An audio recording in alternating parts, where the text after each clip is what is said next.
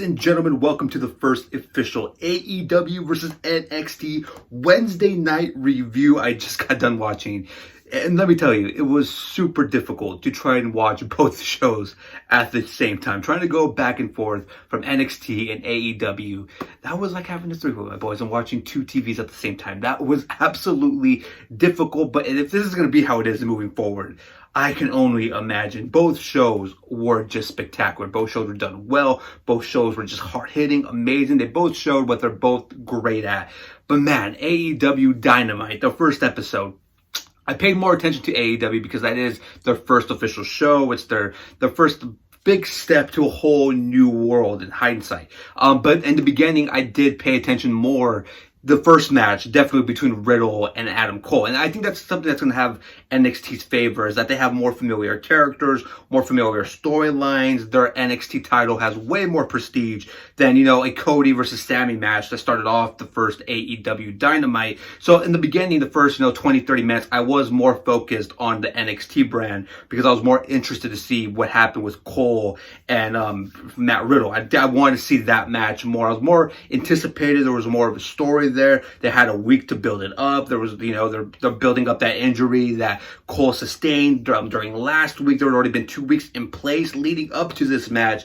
And again, no offense to AEW, and that's not like their fault because they're just barely starting. But at the time, NXT just has more prestige. They're more well known. I followed that NXT title already so many times. I was just more intrigued in the beginning of the show when it came to picking which side to watch. I leaned more heavily towards NXT to start the shows.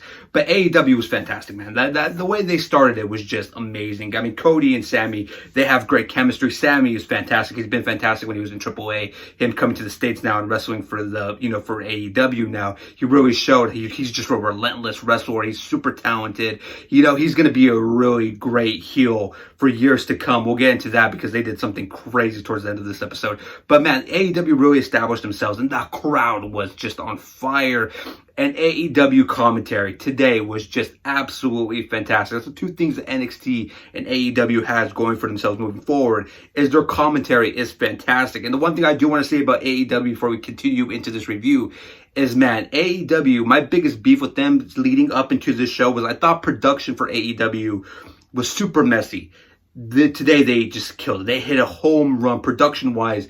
AEW was just on fire. So I want to give huge credit to AEW and TNT. They definitely improved their production team because the production for this first episode for AEW Dynamite was absolutely fantastic. I have 2 huge thumbs up for that because that was one of my main concerns with the product going into the first show. That is no longer a concern. Commentary was fantastic. I love that commentary team. Again, even you guys know I'm not a big fan of 3 guys on commentary team, but those 3 with JR, Excalibur, Tony Schiavone, they just work fantastic. Hearing Tony back on a TNT wrestling show blows your mind. WCW nostalgia right there, which is a funny moment because Tony almost, really close, almost name dropped WCW when he was talking about the new AEW tag team titles. There's just too many wrestling companies.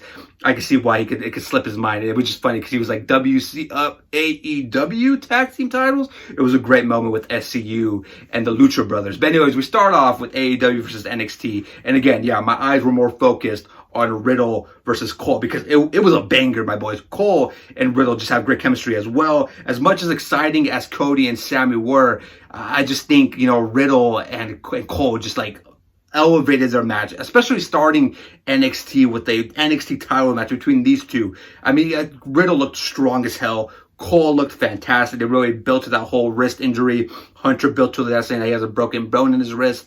And these two just went at it. I mean, Riddle is such a fantastic wrestler. The dude is on top of his game right now. And Cole, same as well. Their match was fantastic. And you see these 2 different type of wrestling matches, but they're both kind of similar because they're both fast-paced.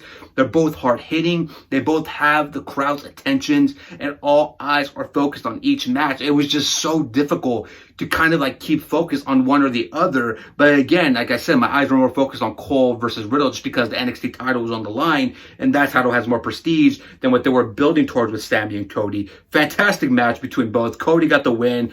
Brandy, I did see that moment when Brandy got taken out by Cody. She takes so many bumps for Cody in almost all his matches. That girl is a soldier. She knows to take a bump, and she always does. But between the two of them, you get both ending of the matches. But by the way, Cody, spoiler alert, does pick up the win, which is necessary because AEW is really playing towards, the whole wins and losses records and the whole power rankings. I enjoy that action. I enjoy that aspect. It makes a lot of sense. It adds more intrigue and adds a very great stipulation to wrestling matches. It adds more importance to like singles competition because if they're very focused on these records, Cody now, I believe Cody may be like 3-0 or 3-1. I think he's 0-1 in tag team matches, and I believe he may be 3-0 in singles competition now, which makes sense why he's getting that title match in November versus Jericho for the AEW title. And also, Cole and Riddle, fantastic matchup, back and forth, beautiful shots with the knee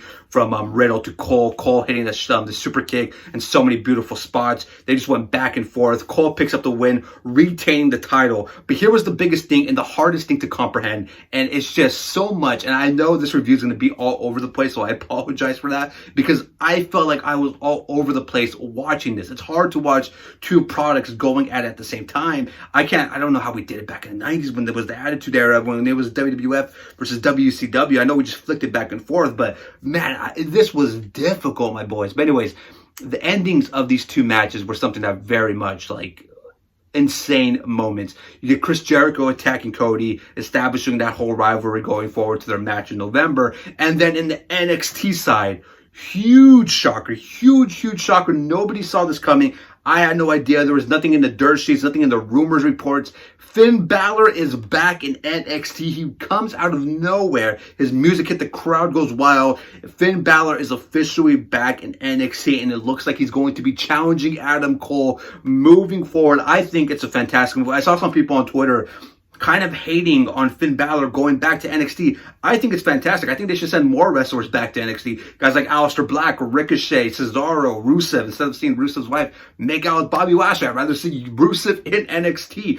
I think that's a fantastic move, having Finn Balor back in the NXT compounds, back with Triple H, and having the rivalry with Adam Cole. That's fantastic. I think they should do that more often, bringing back some of these old NXT classics instead of them being wasted on the WWE main roster, putting them back where they belong in the NXT, back with Hunter and William Regal. I think that's the best thing they could do moving forward. And Finn Balor coming back was a huge moment, a huge pop. I'm still crossing my fingers that Kevin Owens is the next one to return. And we might see that happening with the ladder match happening this Friday with if Shane McMahon wins, Kevin Owens is gone. And if Kevin Owens wins, Shane McMahon is gone.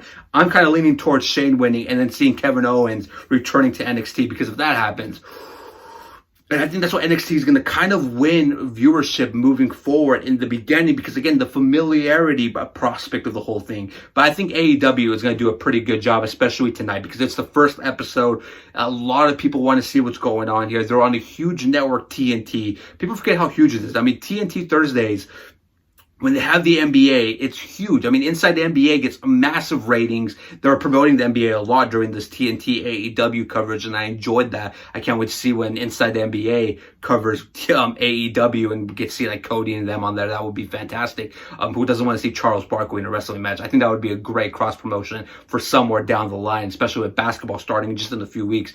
But anyways, the beginning of both shows were just absolutely fantastic. And it's just one of those things where it's like, this is going to be difficult. This is going to be difficult to kind of dissect both shows at the same time and then go on camera and review them. It was one of the things I was sweating about moving forward. But the rest of the night, man, you got just key matches. You had MJF versus Brian Cutler. That was the second match on AEW. I thought it was great. There's this new camera angle on AEW that they have right on the corners of the rings, right in the corners, and it's fantastic camera angle. I love it. It's perfect placement. Again, production for AEW was fantastic. MJF picks up the win. It was a very quick match. Brian Cutler got to do some movesets that actually make you think that he's actually a pretty decent wrestler. But of course, look, they're not going to have MJF lose right away. MJF is going to be one of their top heels moving forward, which is something I'm noticing with AEW. They have a lot of heels on their company stand. Not a lot of babyface. A lot of heels are in the AEW roster right now. It's going to be interesting to see how they pull that off moving forward, especially. But MJF picks up the win. And then over there in NXT, you get the Velveteen Dream promo talking about Roderick Strong.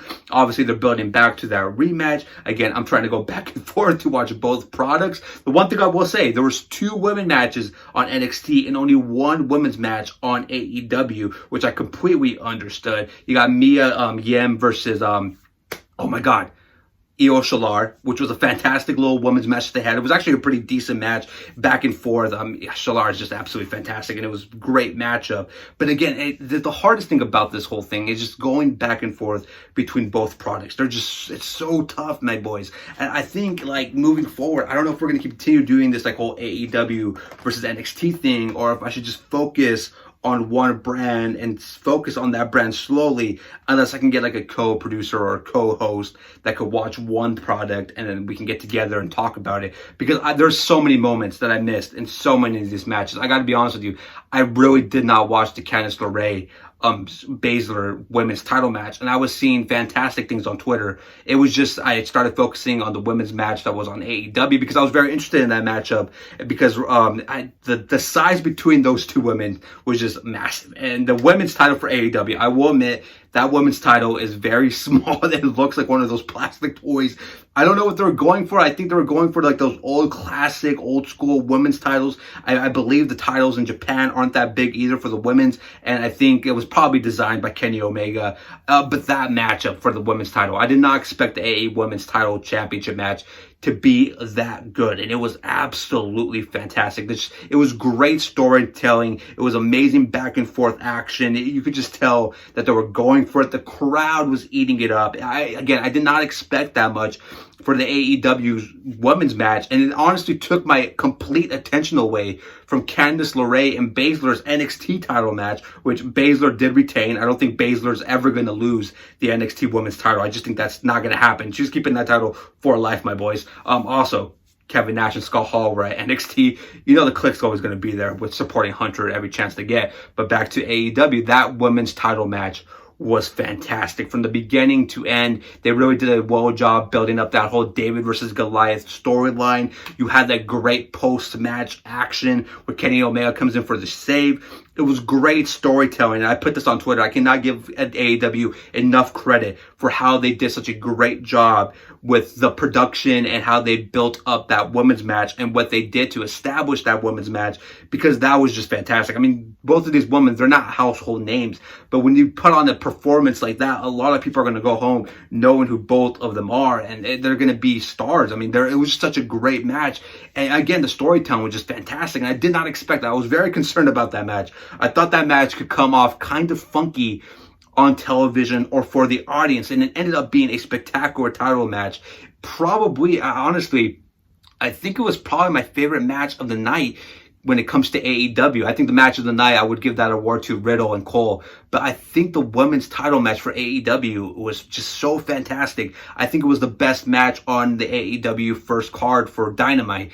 You got Hangman versus Pac, which was something that we're supposed to get in the Vegas show a couple months ago. I believe back in May or June. Obviously, the Pac didn't want to lose to Hangman. That was the rumor back then, so he pulled out. And then there was doubts that Pac would ever come back to AEW. Obviously, he did. He beat Kenny Omega it all out.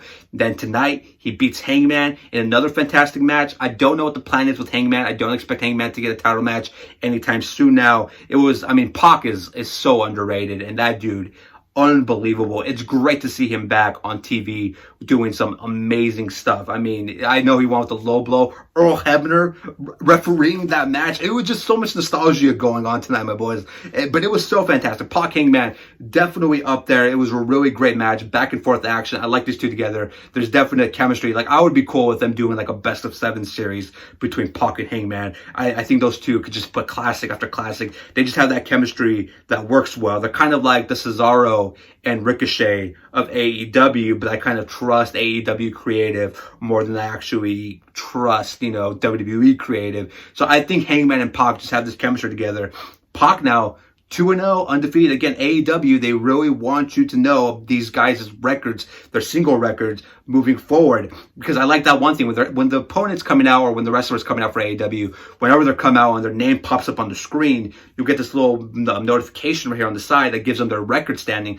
I think that's cool. I know I'm repeating myself. I really dug that they're really focusing on the single records and power rankings and who should be getting title matches. Because again, to me, it adds an importance to the actual single competition. So like this whole night was fantastic. But again, like I'm trying to catch up. I'm trying to catch my breath because there was just so much stuff to take in. I mean, NXT was doing its own thing. I kind of drifted away towards like the middle of NXT. I know Pete Dunne had a match. I know he was attacked by Damian Priest. I know that happened, but I only realized that happened because of Twitter. Because my attention from like the first hour of NXT and AEW, the second hour of AEW just took my complete attention away from NXT completely because they were just putting out bangers after bangers, my boys. And I was just interested to see how they were going to complete this show. The main event, the six-man main event, the Elite versus Jericho and formerly known as LAX, Ortiz and them. I mean, that match was fantastic. You got the return of Jon Moxley,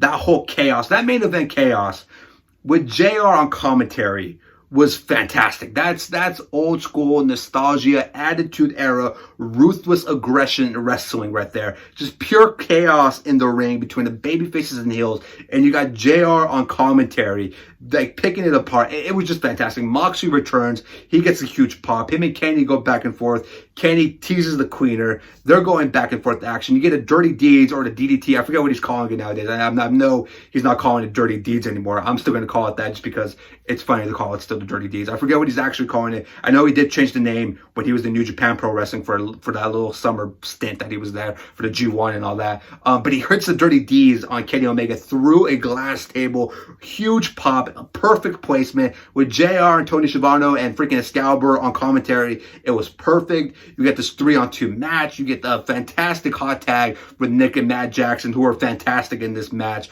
with LAX. I'm still going to call them LAX as well. No, they're not going by that name. I'm still calling them that. And Jericho hits his finisher, the Judas effect, gets the pinfall, 1, 2, 3. Chaos ensues. Cody with the run-in. You get Dustin with the run-in, Sammy with the run, Sammy with the low blow to Cody. You're kind of thinking, okay, Sammy with LAX and Chris Jericho, is that a new stable? And out of nowhere, and I know this was the rumor, but Jack Hager, formerly known as Jack Swagger, We the People, out of nowhere rushes the ring and just takes out everybody. I see some people, some wrestling marks on Twitter trying to be like, we're really giving a rat's ass about Jack Swagger in 2019. Yes, because that kind of like reveal is like got a huge pop. It got a huge reaction. He looked in fantastic shape. They brought up his MMA record. They brought up his MMA background. He took them all out. And he looked fantastic in the ring. And it looks like they're setting up this brand new heel stable in AEW. It's our first heel stable in the company, and it looks like Jericho is the leader with LAX, with Sammy, with Hager, and Jericho himself. I dig that stable. I could see that being against the Elite with Cody, the Young Bucks. Obviously Kenny has his own thing with Moxley, and that's gonna get figured out at Full Gear. That pay-per-view, I believe, is in November 9th. But the one thing I will say, what I enjoyed the most about that ending, the second hour to me of AEW was the best compared to the first 2 hours. I drifted away from NXT because of the second hour of AEW. And that finale, that main event, as much as I loved the NXT main event, which by the way, they went past the 2 hours. They went in like 2 hours and like 10 minutes between the Street Profits and Undisputed Era, which that match was fantastic. I got to catch a glimpse of the ending, the last like 10 minutes of the match. You know, we'll get into that right now. But the chaos that ensued with AEW, with Jericho and Hager and LAX and Sammy Guevara and all that in the ring, just beating the hell out of the Elite. Hager hitting his finisher on a hard table on Dustin Rhodes. That was just as fantastic as well. And now you see this brand new, pretty much the heel version of the Elite. I think that's a great way to finish your first episode. You freaking start the main event with Moxley attacking Omega, hitting Dirty Deeds on the glass table. You have this beatdown, Sammy with the low blow to Cody, and then Hager out of nowhere, and chaos is ensuing. The heels are beating up the baby faces, and you have JR on commentary selling it in the classic JR way. Just AEW, take my money. That is everything I have missed about professional wrestling, and that's why I'm so excited for AEW. And it's nothing to take from NXT. NXT was fantastic. They had 3 great title matches. Some in-between matches where I kind of lost. I know Johnny Gargano had his match. He looked pretty good. It was a quick, fast match. The Pete Dunne match was fast. I'm very interested to see what they do with Damian Priest and that Pete Dunne storyline, if that's going to be something moving forward. Finn Balor coming back. NXT was fantastic. And again, I thought the best match of the night between the two shows, in my opinion, the best match between the two shows was Riddle versus Cole. I will give NXT that. That was the best match of the night, hands down. But for the first week of AEW versus NXT, I'm gonna give one on the scoreboard.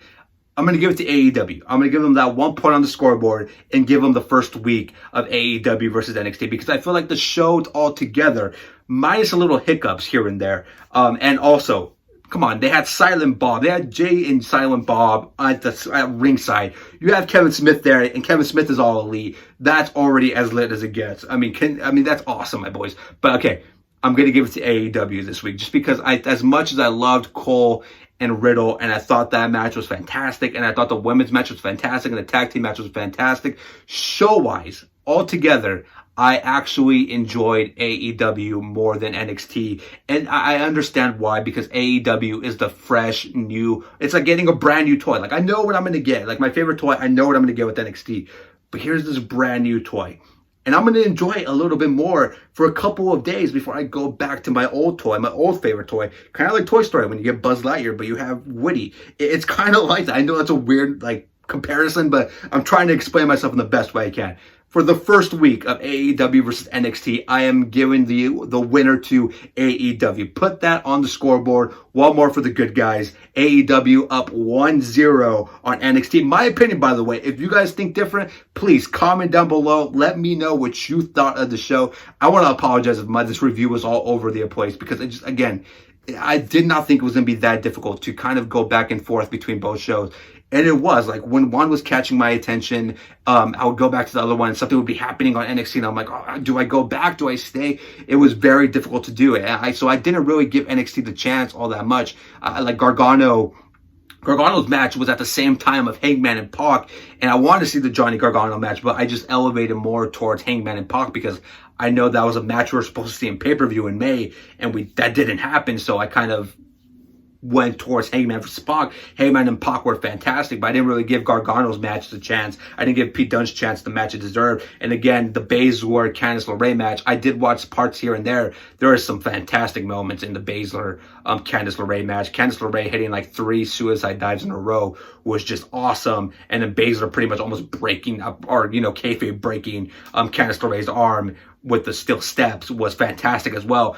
Baszler's never losing that women's title, but I will say AEW's women's title match was just absolutely fantastic. Rio is just amazing, and I think she just became a star. I think people are going to just be in love with her, and she's just awesome, dude. She's a fantastic wrestler. My boys, I'm giving this week to AEW. Comment down below. Let me know what you thought of this week. If you were able to watch both shows, you let me know in the comment section. Who would you give this week to, AEW or NXT? I'm going to give 1 in the scorecard for AEW, and moving forward, we will see how this goes, if anybody watches these reviews, or how this progresses moving forward. But for week 1 of AEW versus NXT, especially that ending, as much as I loved the Street Profits versus the Undisputed Era, it was a kind of predictable ending of that match, and now the Street Profits are probably headed to the main roster, which is kind of unfortunate, but whatever. And Finn Balor coming back to NXT is huge. And it's hard to pick. It was very close. I'm having a hard time picking AEW and giving them the win this week. But I enjoyed AEW just a little bit more. And I think it's just because of the nostalgia of it being its first episode and the excitement of it being its first episode. We'll see how that works next week. Because next week, okay, first episode, nostalgia and excitement is gone. What can you do next? You had a great first show, AEW. What can you do next? Because I know what I'm going to get with NXT next week. It's going to be lit. But can AEW continue the success moving forward? That's going to be the biggest question moving forward, my boys. Boys, if you like this video, slap that thumb, subscribe, and join the Hollywood Click. Links are down below in the description. And again, comment down below. I would love to know your guys' opinion about what you thought of tonight's festivities, the Wednesday Night Wars, the golden age of professional wrestling. Comment down below in the comment section. I would love to know your guys' opinion. Again, I'm a mess. I'm all over the place. That was way more difficult than I thought it was going to be. A lot of people could just watch it and just kind of be like, I know a lot of people that are doing reviews, but there's like a whole team of them, and so they could have like 4 people on their show. It's just me, so it's hard to take notes on 2 shows going back and forth. It was difficult, but I'm going to try to figure out a plan moving forward, and I'll see you guys later on, my boys. I'll see you guys tomorrow. You guys enjoy the rest of your day, the rest of your night. See you guys then. Too sweet.